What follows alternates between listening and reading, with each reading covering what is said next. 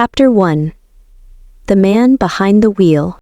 The school bus rumbled down the early morning road, its yellow frame glowing beneath the dim light of a pale sun.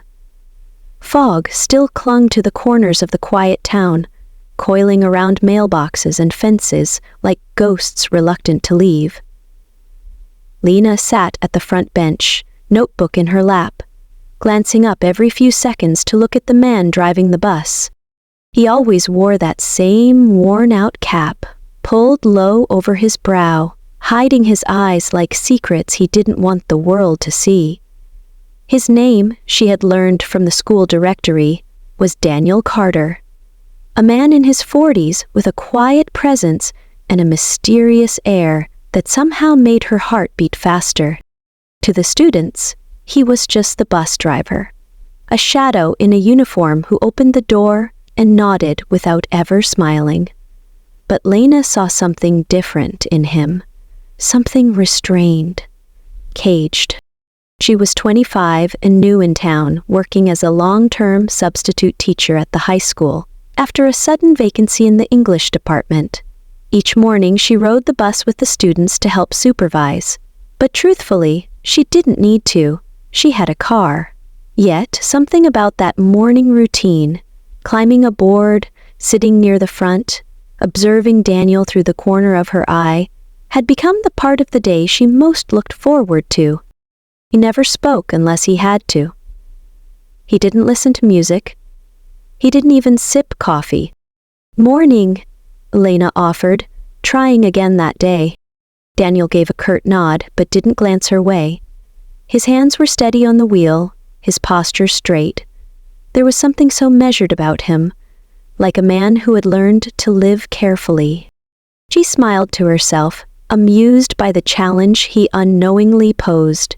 She'd always liked puzzles. The bus slowed in front of the Thompson farm. Two boys clambered on, shouting and laughing, shattering the stillness. Lena slid over to make room as they passed, their backpacks bouncing behind them. Daniel kept his gaze straight ahead. Once they were gone, Lena turned back slightly and asked, "So, you've been doing this a while?" A long silence stretched before he responded. 12 years. His voice was deeper than she expected, calm, low, and edged with a weariness that wasn't fatigue, but something older, something that settled in the bones. 12 years? She tilted her head. "You must have seen a lot." He didn't answer.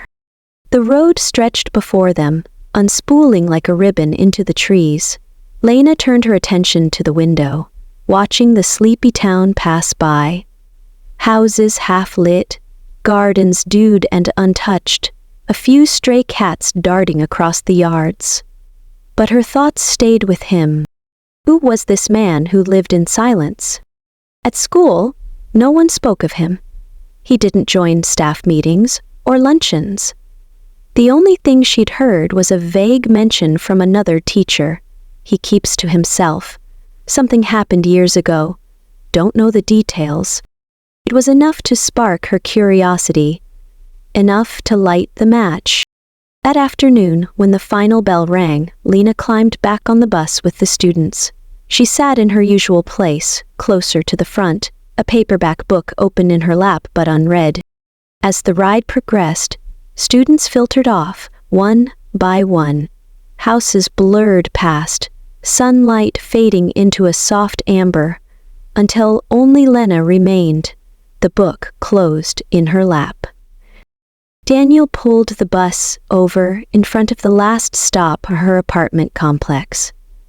He reached for the lever to open the door, but paused. Their eyes met in the wide rearview mirror for the first time, and for a moment the world stopped. His gaze wasn't cold, it was hollow, like someone who had once held everything dear and then lost it in one cruel swoop. Lena's breath caught. Something passed between them, invisible but powerful. A tether. "Thank you," she said softly. He looked away, pulled the lever, and the door creaked open. She stepped out and onto the curb, heart fluttering like a trapped bird. As the bus drove off and its taillights disappeared into the dusk, Lena stood still in the fading light. She didn't know why, but she felt it. This was only the beginning. Chapter 2: Storm Warning. The rain came fast that evening, unexpected, fierce, and angry. Thunder growled across the hills like a warning too late to heed, and the clouds sank low over the town, bruised and trembling. Daniel Carter checked the sky as he pulled the bus out of the school parking lot. The wind slapped against the side of the vehicle like invisible hands, and the roads shimmered with the first kiss of rain. He gripped the wheel tighter. He didn't like storms, not because of the weather itself, but because storms had a way of tearing things open. And Daniel had spent the last decade carefully burying anything that could be torn. Inside the bus, chatter bounced from seat to seat, students shouting to be heard over the rising sound of the rain. Lena sat near the front as always, her brow creased as she watched the storm gather outside. "Is it safe to drive in this?" she asked. Daniel didn't answer immediately. He flicked the wipers on and adjusted the defroster. "I've driven in worse," he said simply. But Lena didn't miss the subtle tension in his voice. Lightning cracked overhead, illuminating the long stretch of road ahead. The wipers struggled to keep up. Drops lashed the windshield in a frenzy. One by one, the students were dropped off, their jackets pulled over their heads as they ran to shelter. The bus grew quieter with each stop until the last girl disembarked near the river bend. Lena glanced around and realized she was the only one left. Daniel slowed the bus toward her stop, but the rain was now flooding the narrow road. Water pooled around the tires. The bus trembled with each gust of wind. Suddenly, without warning, the engine stuttered and died. The vehicle rolled to a soft stop on the edge of an empty stretch of road, forest rising dark and tall on both sides. Only the flash of lightning lit the scene now, flickering like broken film. Daniel tried the ignition again. Click, nothing. Again. Click, click. Silence. Then a hiss of static filled the air. The radio flickered and went out. Lena straightened.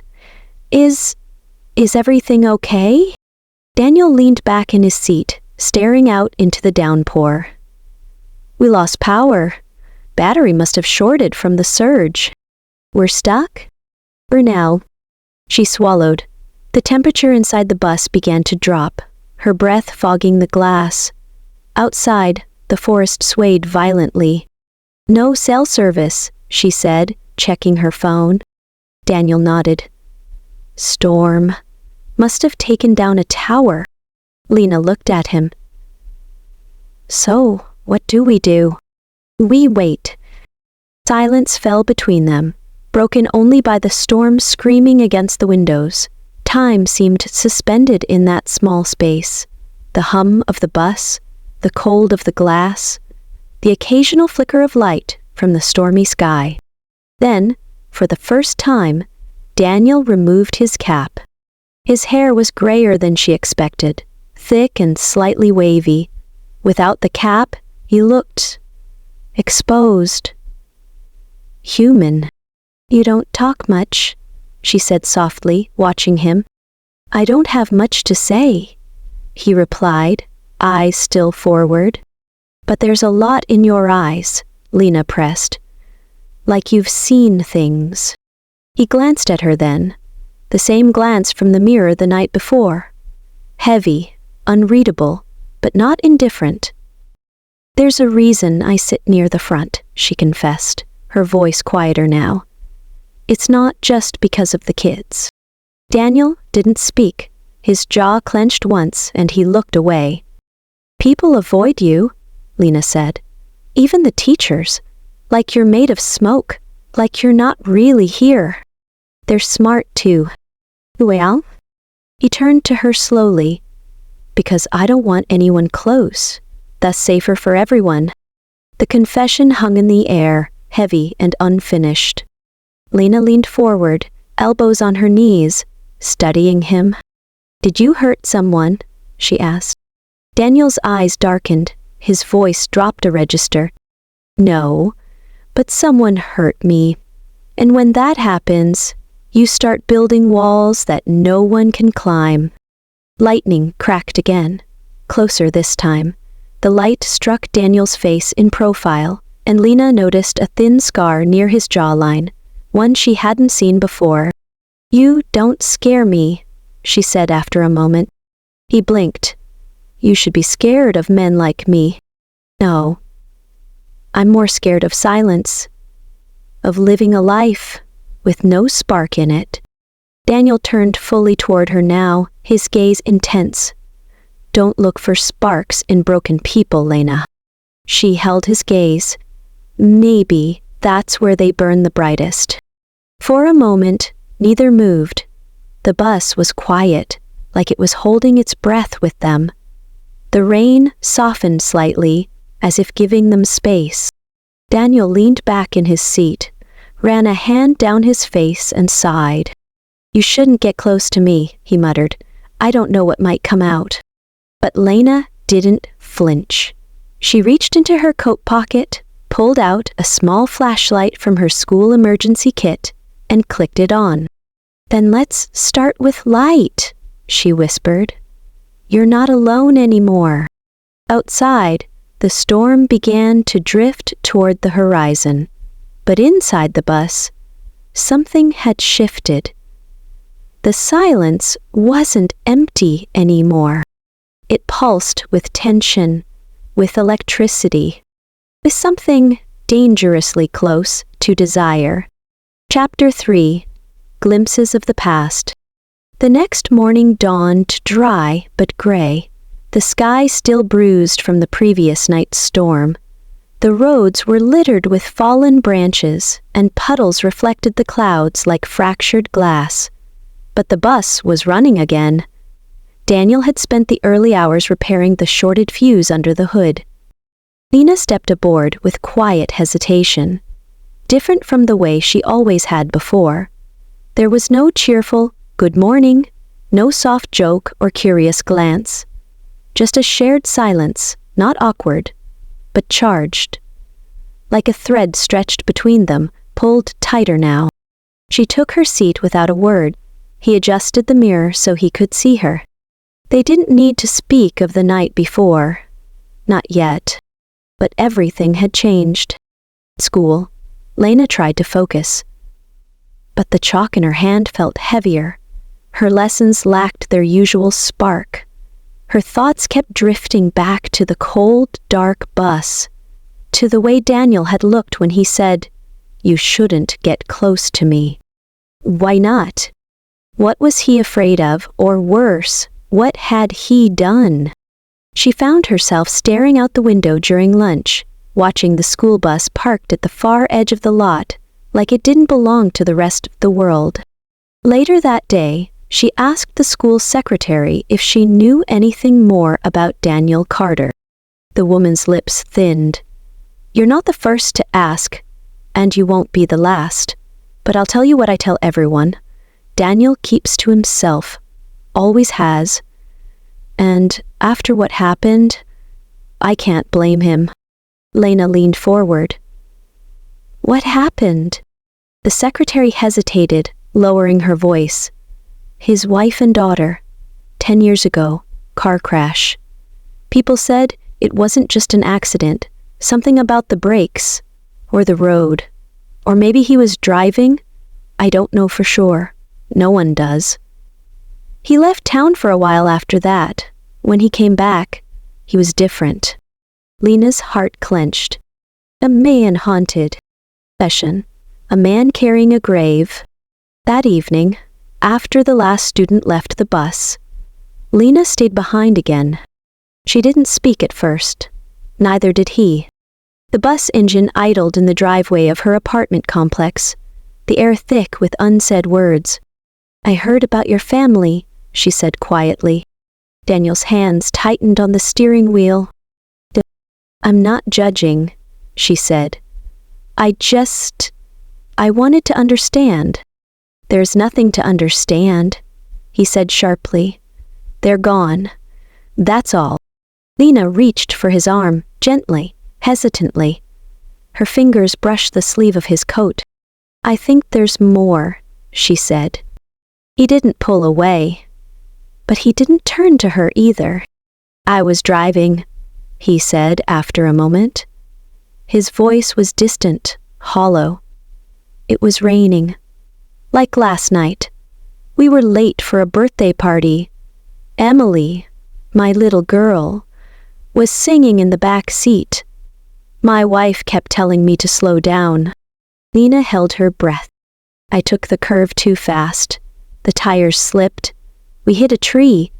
I woke up in the hospital. Alone. The silence that followed was unbearable. He finally turned to face her. You still want to sit near the front now? Lena didn't speak. She simply slid closer to him, bridging the space between them. I'm not afraid of your past, she whispered. Only afraid of the part of you you've been trying to kill ever since. Daniel stared at her eyes, at the way she sat so fearlessly beside him. Something behind his own gaze flickered, cracked. You don't know what you're doing, he said, his voice breaking. Maybe I don't, she said. But I know what I feel. Her hand was on his now. His fingers didn't close around hers, not yet. But they didn't pull away. Not this time. Chapter 4, The Distance Between Us. Over the next few days, everything between Daniel and Lena existed in a fragile, in-between space. No longer strangers, but not yet something more. The connection they'd uncovered sat between them like a secret flame, small but impossible to ignore. Each morning she climbed aboard and took her place near the front. Sometimes she greeted him with a warm smile, sometimes just a glance, but always with eyes that saw deeper than anyone else's ever dared. And each day, Daniel's hand hesitated just a second longer on the gear shift, as if something in him wanted to speak, to stay, to reach. But the distance remained. Not physical, emotional, deliberate, dangerous. One afternoon, the school principal boarded the bus. A stern man with sharp glasses and a sharper tongue, he waited for the students to disembark before motioning Daniel to step outside. Lena, still seated in the front, watched through the side mirror. She couldn't hear the words, but she saw the tension in Daniel's shoulders, the way the principal's mouth tightened, the way Daniel barely nodded before turning away and climbing back in. What was that about? She asked. He didn't answer until they pulled away from the curb. They're watching me, he said finally. Always have. She frowned. Because of your past? Because of you. Her breath caught. What? You're too curious, he muttered. Too close. They notice. Lena felt her heart pound. Is that a problem? Daniel looked at her then. His eyes were storm clouds. Everything about this is a problem. But you haven't told me to stop. He gripped the wheel tighter. That doesn't mean I haven't wanted to. She leaned forward slightly. Then why haven't you? Daniel's jaw clenched. His silence told her everything. Because he couldn't. Not really. They pulled up in front of her apartment, the street quiet and bathed in golden dusk. Before she could open the door, Daniel spoke again.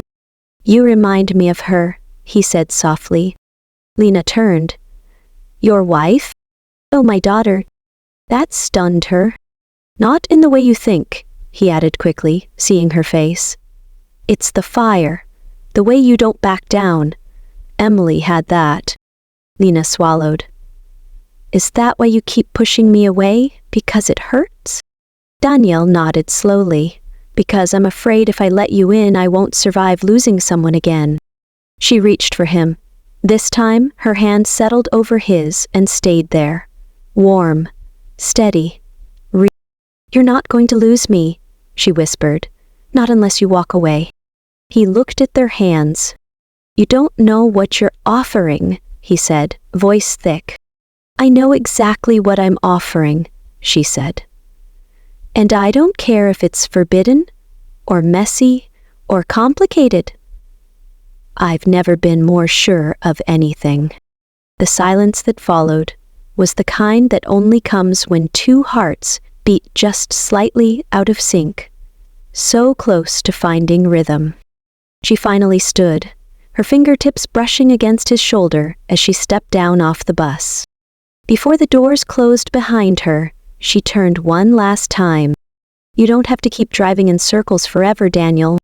Then she was gone, and he sat there in the driver's seat, staring at the empty spot where she'd been sitting, wondering just how far he'd already let himself fall.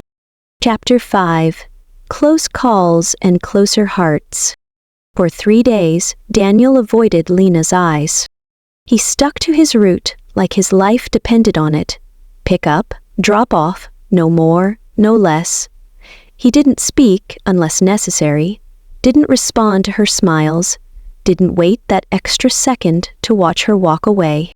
But Lena knew he was unraveling, and she wasn't giving up. Not when something deeper had already taken root between them. Something raw, fragile, and dangerous in its intensity. On Friday evening, the school held a late parent-teacher meeting. Lena volunteered to stay back and help organize. She hadn't told Daniel. She didn't have to.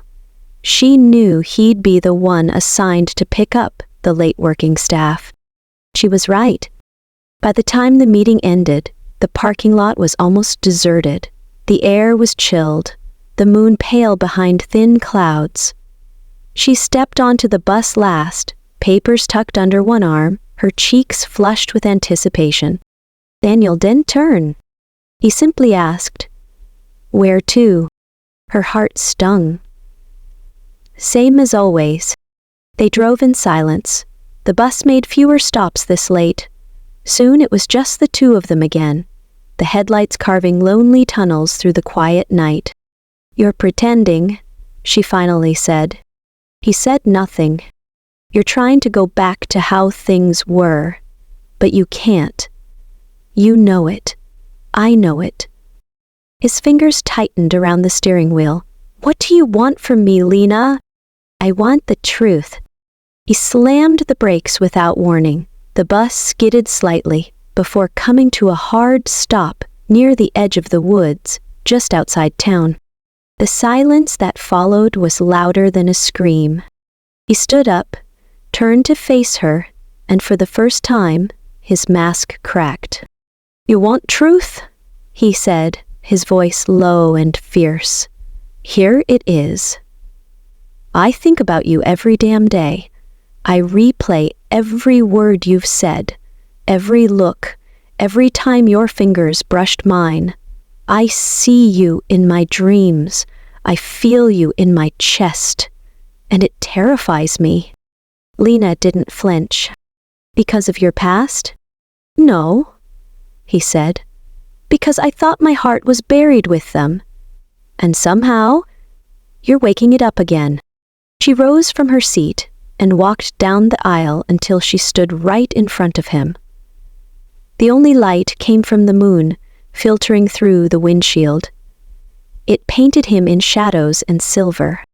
"Daniel," she said, her voice trembling but firm.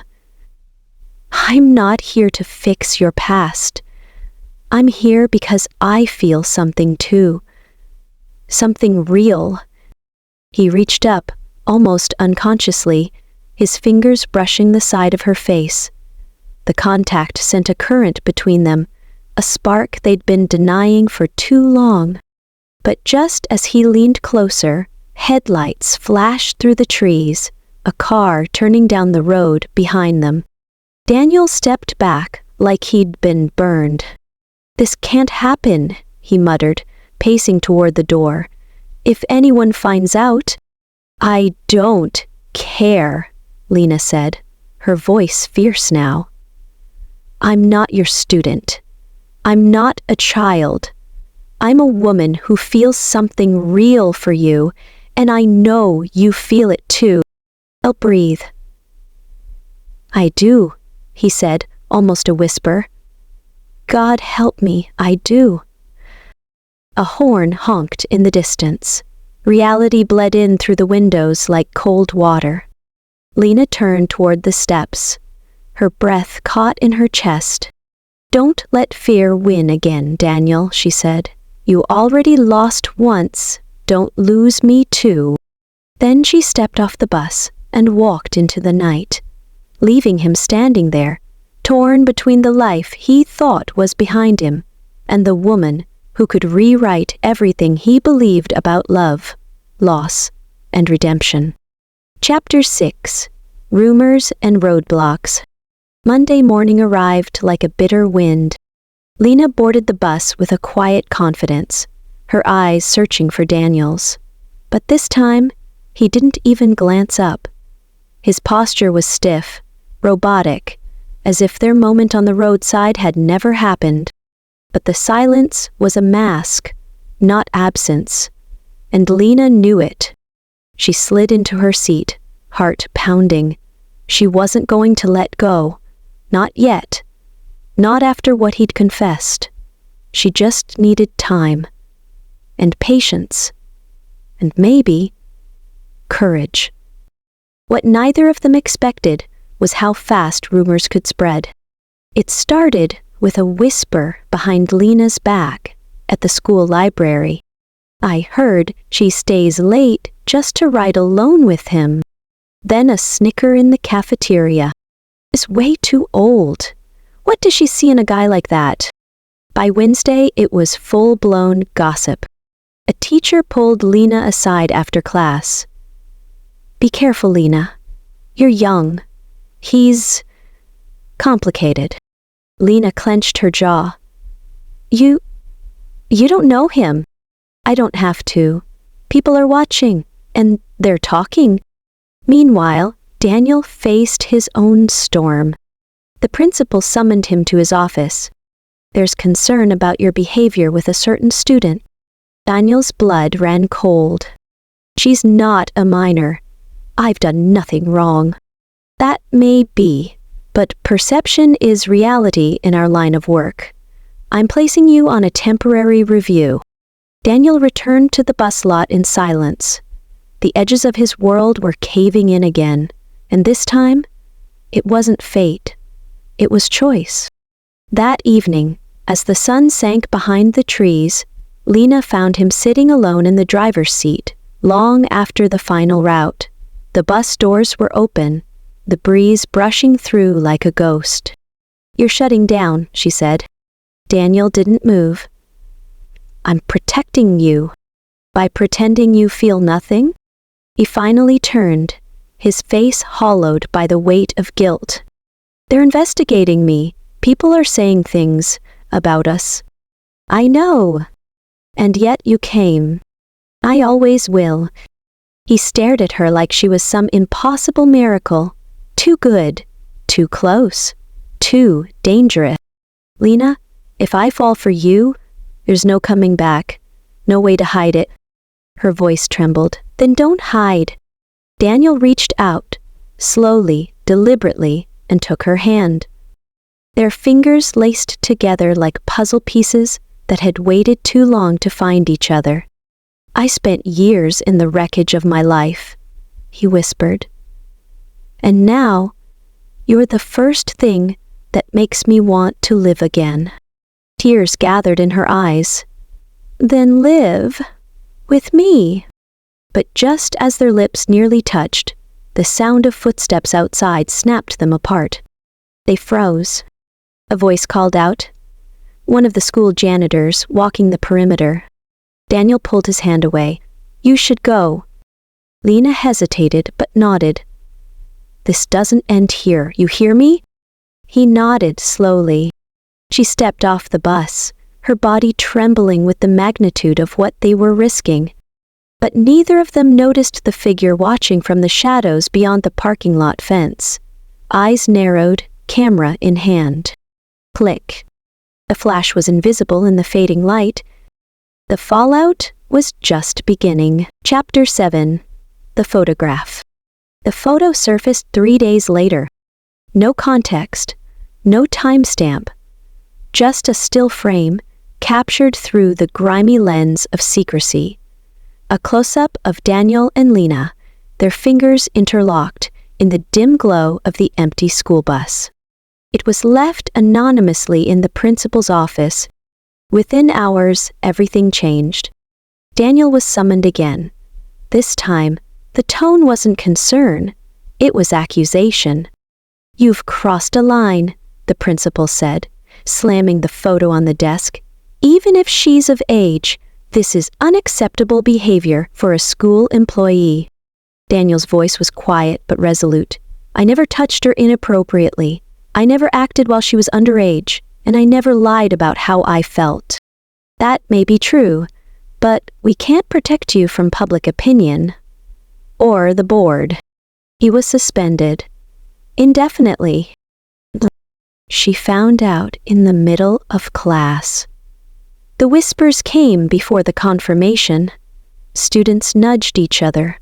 Phones glowed with the image, and judgment filled the air like smoke.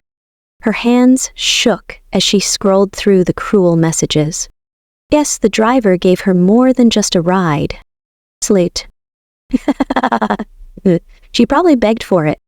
But it was the quiet withdrawal of her closest friends that hurt most. She left early that day, walking home alone, clutching her backpack like armor. The chill of isolation was sharper than the wind. That night, she found Daniel on the old trail behind the bus yard. He was sitting on a log, staring into the dark trees. His eyes were red, his jaw was clenched. "They're destroying you," she said softly, sitting beside him. "They already have?" "No. They've only made us more visible. That's different from being destroyed." He looked at her, half in awe, half in anguish. "Lena, I'm not worth the hell you're going through. You don't get to decide that." Silence hung between them, raw, painful, unfinished. "Do you regret it?" she asked, "feeling something for me?" He shook his head. "No. What I regret is not being stronger, not protecting you better." She took his hand again, this time without fear. "Then start now. Don't run. Don't disappear. We fight this. Together." He hesitated.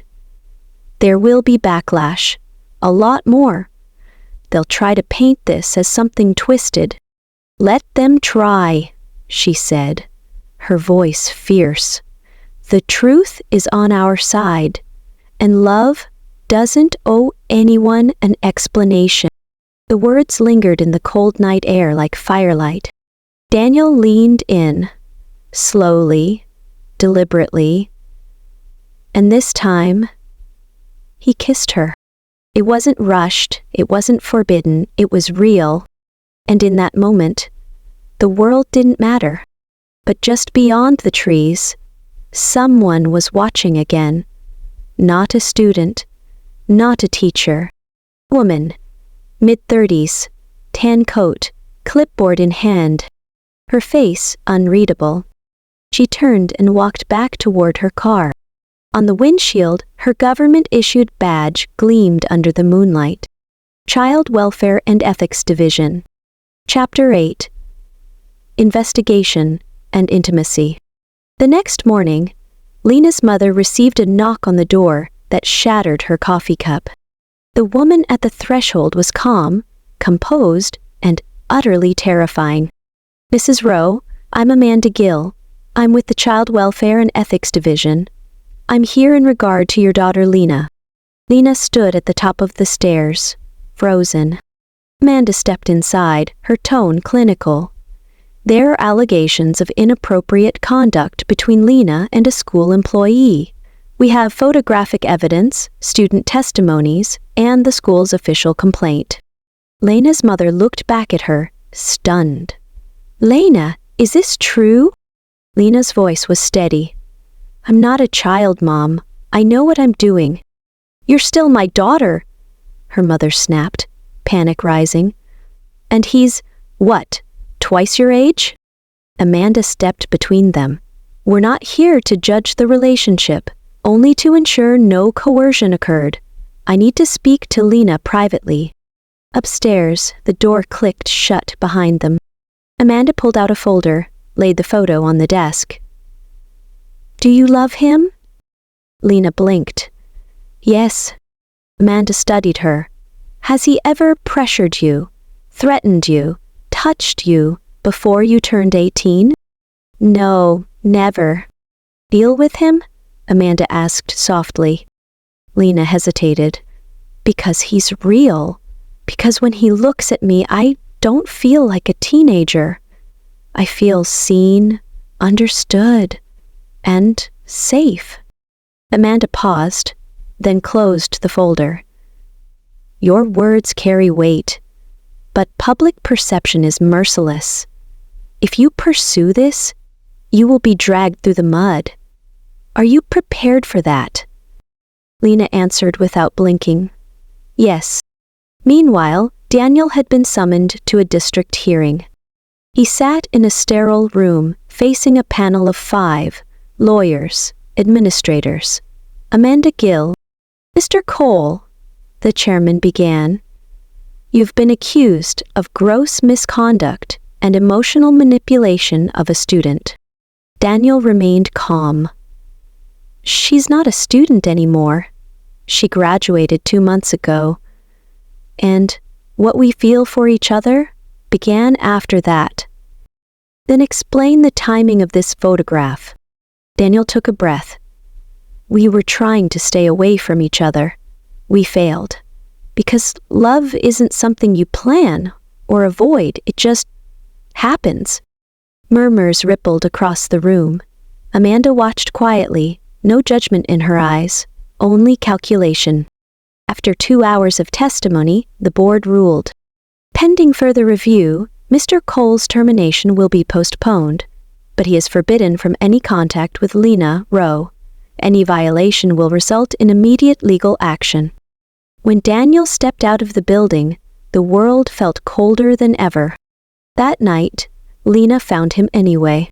She snuck into the bus yard, slipping past the padlocked gate like a ghost. He was there, sitting inside bus 47, staring at the driver's wheel like it was the last connection to who he used to be. She slid into the seat beside him. "You're not supposed to be here," he said softly. "I don't care." She reached for him, and this time there was no hesitation. They kissed in the dark. Desperate, hungry, defiant. Her hands ran across his chest, memorizing him, his arms wrapped around her waist like he was afraid she'd vanish. They didn't go too far, but they went far enough to know. Far enough to make promises with their bodies and silence with their breath. When she finally pulled away, she looked into his eyes. "I'm not afraid of them. Are you?" He shook his head slowly. "No. I'm only afraid of losing you."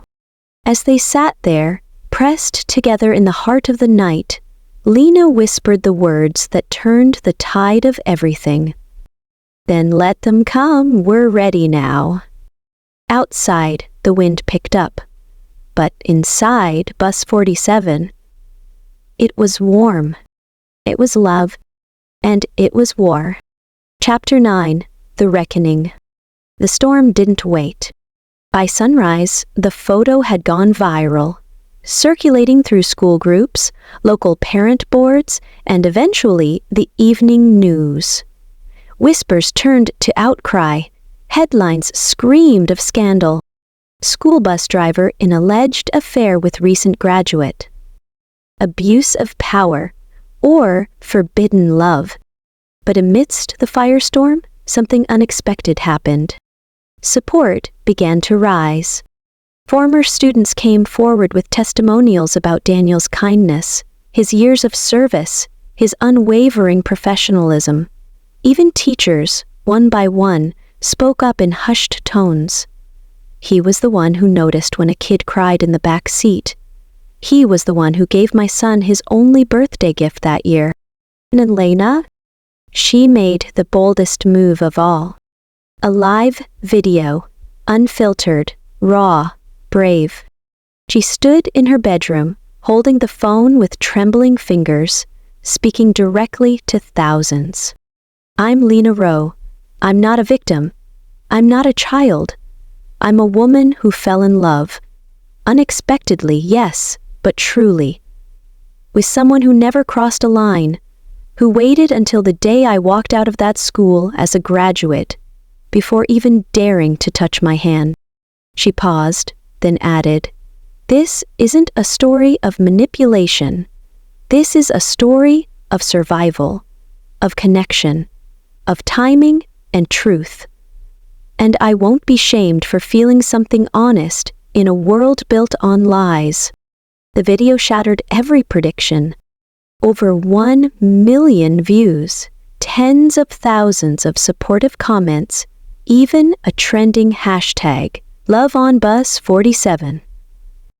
Still, the school board moved to formally terminate Daniel, until Amanda Gill, the same woman who once stood with a folder full of doubt, stepped forward and delivered a different verdict. After full investigation, I find no evidence of grooming, misconduct, or abuse. Mr. Cole acted within legal and ethical boundaries. The case is closed. The board was stunned, the town divided, but the damage had already begun to fade. In the weeks that followed, Daniel didn't return to the driver's seat. He resigned quietly, without bitterness. He had something else now, someone else. Lena. They moved away from the noise, the gossip, the eyes, to a quiet coastal town where no one recognized them, where they could simply be. Daniel opened a small mechanic's garage. Lena enrolled in community college for psychology. She wanted to help people someday, especially those who felt misunderstood. On quiet evenings, they would walk down the pier, hands entwined, shadows stretching long in the golden light. One night, while the tide whispered softly against the rocks, Daniel knelt down, heart pounding in his throat. He didn't say much, just opened the small velvet box and looked up at her. Lena smiled, her answer already in her eyes. Yes. Yes to the chaos. Yes to the scars. Yes to love, as messy and magnificent as it could be. They kissed under the starlight, their hearts no longer burdened by fear, only filled with something sacred. Freedom. And forever.